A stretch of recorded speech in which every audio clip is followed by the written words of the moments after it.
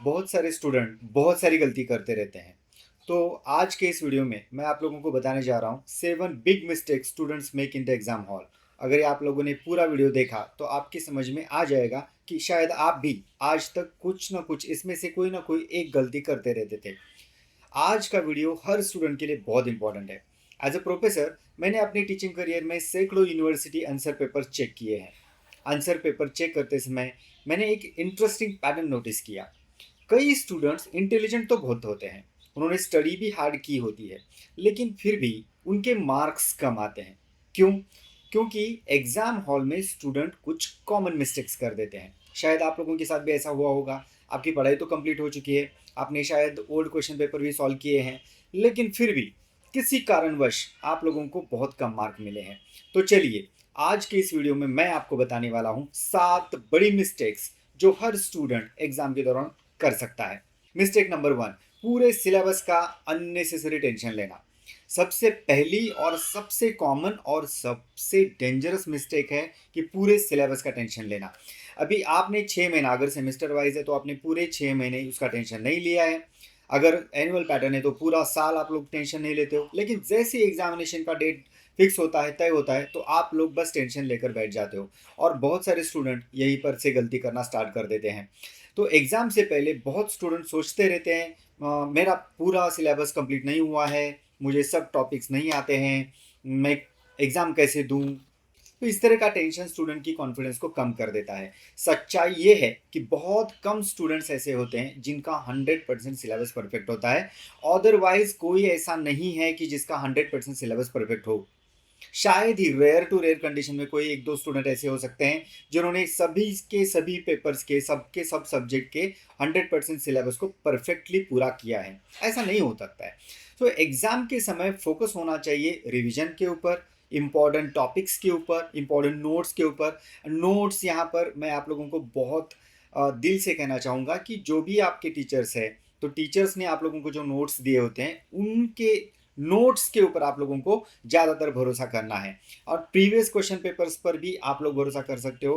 Previous question paper अगर आप लोग अच्छी तरह से सॉल्व करने की ट्राई करते हो तो definitely it would be helpful for your examination. अगर आप लोग 4-5 क्वेश्चन पेपर भी इजीली सॉल्व कर देते हो तो डेफिनेटली आप लोगों के दिमाग में आ जाता है, या डेफिनेटली आप लोगों को समझ में आता है कि कौन सा टॉपिक इंपॉर्टेंट है और कौन सा टॉपिक इंपॉर्टेंट नहीं है। इन शॉर्ट, कौन सा टॉपिक ज़्यादा इंपॉर्टेंट है और कौन सा टॉपिक कम इंपॉर्टेंट है। तो बस हम लोगों को इंपॉर्टेंट टॉपिक को चुनना है, उसका रिवीजन करना है, उसके ऊपर ही ज़्यादा स्ट्रेस देना है।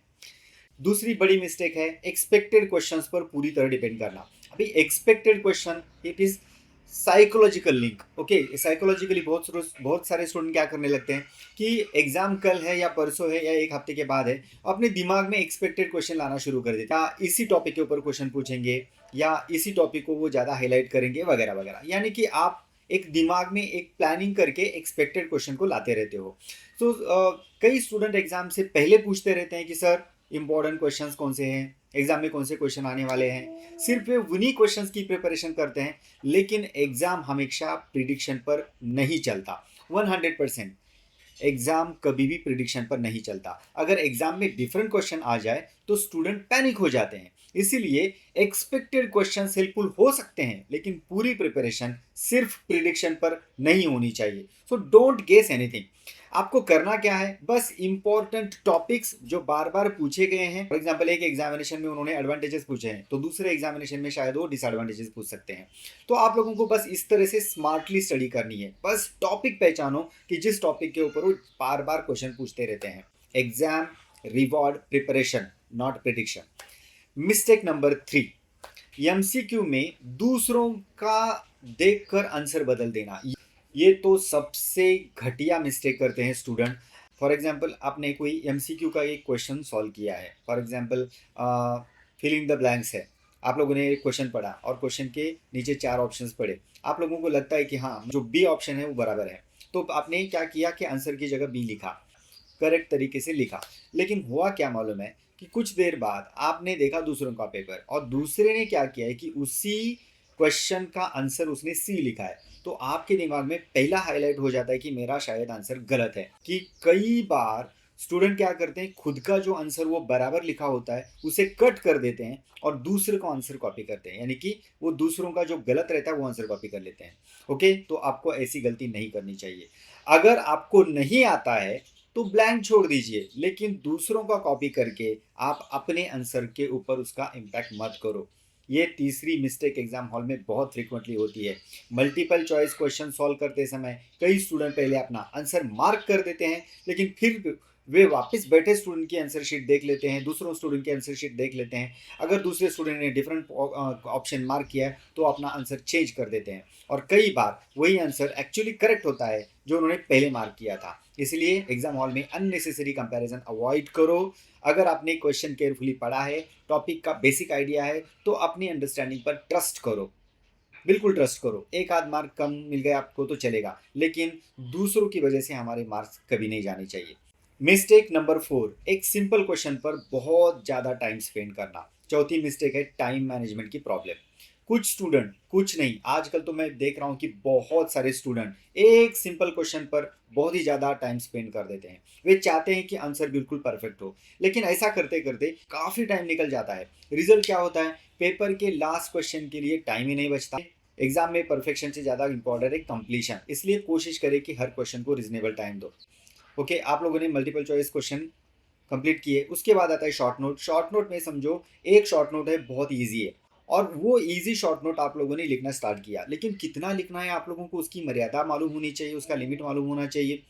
5 मार्क का क्वेश्चन है, ज़्यादा से ज़्यादा आधा पेज बस हो गया ना, एक पैराग्राफ बस हो गया। या अगर समझो बहुत ही अच्छी तरीके से परफेक्टली आंसर लिखना चाहते हो तो short note can be completed with in just 1 page. लेकिन आप करते क्या हो, देखो कि 1 पेज हो गया, 2 पेज, कई सारे स्टूडेंट तो 3 पेज तक चले चले जाते हैं। क्यों? क्योंकि वो ईजी है और 5 मार्क के लिए।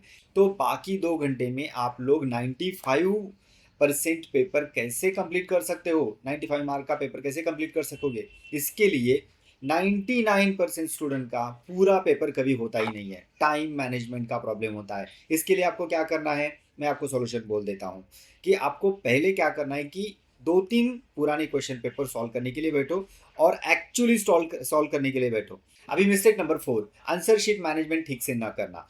कुछ स्टूडेंट आंसर शीट में अननेसेसरी चेंजेस करने लगते हैं, जैसे एक्स्ट्रा मार्जिन ड्रॉ करना, डेकोरेटिव लाइंस बनाना। अरे पेपर आपके हाथ में आ गया है और ये बंदा मार्जिन पे मार्जिन, लाइन पे लाइन खींचता चला जा रहा है, या बहुत ज़्यादा खाली स्पेस छोड़ देना। कभी कभी एक क्वेश्चन हो गया है तो 4-5 लाइन वो बंदे ने छोड़ दिया और उसके बाद अगले पेज पे आंसर शुरू कर दिया, अननेसेसरी स्पेस छोड़ दिया। इसमें 2 प्रॉब्लम होती है। पहली, वैल्यूएबल एग्जाम टाइम वेस्ट हो जाता है, और दूसरी, आंसर शीट प्रॉपरली ऑर्गेनाइज्ड नहीं लगती, वो क्लियर नहीं लगती। Answer sheet simple, neat and systematic होनी चाहिए। एक्स्ट्रा डेकोरेशन की कोई ज़रूरत नहीं है। University has given you the specific margin and time, right? तो उन्होंने जितना मार्जिन दिया है वो उतना काफ़ी है। हाँ, ज़्यादा से ज़्यादा एक क्वेश्चन पूरा, फॉर एग्जांपल शॉर्ट नोट खत्म हो गई आपकी, तो जहाँ पर खत्म हो गई उसके नीचे आप एक अंडरलाइन कर सकते हो, दैट्स। अगली मिस्टेक है हमारी, क्वेश्चन को प्रॉपरली ना पढ़ना। छठी स्टूडेंट क्वेश्चन को ध्यान से पढ़े बिना आंसर लिखना शुरू कर देते हैं।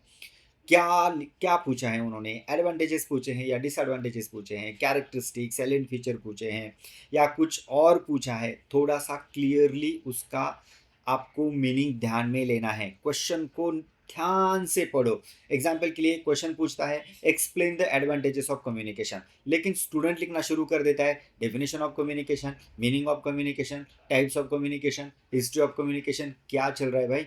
अननेसेसरी कुछ भी मत लिखा करो, जितना पूछा है उतना लिखा करो। यही बात एग्जामिनर को पसंद आती है, एग्जामिनेशन में एग्जामिनर को पसंद आती है कि आपको जितना पूछा था क्या आपने उसका जवाब दिया है, बस। इससे क्या होता है कि एग्जामिनर का भी टाइम बच जाता है और इससे एग्जामिनर हैप्पी हो जाता है और आप लोगों को ज़्यादा से ज़्यादा मार्क्स भी मिलते हैं। ओके, ये इंफॉर्मेशन टॉपिक से रिलेटेड हो सकती है लेकिन क्वेश्चन का आंसर नहीं है अगर आप कुछ भी लिख रहे हो। तो इसलिए एग्जाम में हमेशा पहले क्वेश्चन को केयरफुली स्लोली पढ़ो, समझो कि एग्जैक्टली पूछा क्या गया है, फिर उसी के अनुसार आप लोगों को आंसर लिखना है। हमारी लास्ट यानी कि हमारी आखिरी गलती है अननेसेसरी और इररिलेवेंट इंफॉर्मेशन लिखना। अब आते हैं आखिरी और ये बहुत ही डेंजरस मिस्टेक पर। कई स्टूडेंट सोचते हैं कि अगर वे ज़्यादा पेजेस लिखेंगे तो उन्हें ज़्यादा मार्क्स मिलेंगे, लेकिन ये हमेशा सच नहीं होता है। Examiners generally prefer clear answers, relevant topic, proper structure, proper grammar. अगर आंसर में अननेसेसरी इंफॉर्मेशन भर दी जाए तो मेन पॉइंट कमजोर हो जाता है। इसके लिए एग्जाम में कोशिश करें कि आंसर डायरेक्ट, रिलेवेंट और वेल ऑर्गेनाइज्ड हो, बस।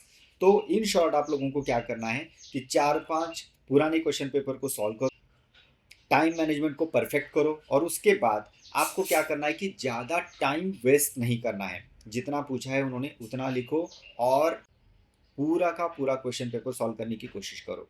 That's it. तो डियर स्टूडेंट्स, एग्जाम में मार्क्स सिर्फ इस बात पर डिपेंड नहीं करते कि आपने कितना स्टडी किया है। मार्क्स इस बात पर भी डिपेंड करते हैं कि आप एग्जाम हॉल में कौन सी मिस्टेक अवॉइड करते हो। आज हमने डिस्कस की 7 कॉमन मिस्टेक। पूरे सिलेबस का टेंशन लेना, एक्सपेक्टेड क्वेश्चन पर डिपेंड करना, एमसीक्यू में दूसरों का देखकर आंसर बदलना, एक क्वेश्चन पर ज़्यादा टाइम स्पेंड करना, आंसर शीट मैनेजमेंट खराब होना, क्वेश्चन प्रॉपरली ना पढ़ना, इरेलेवेंट इंफॉर्मेशन लिखना।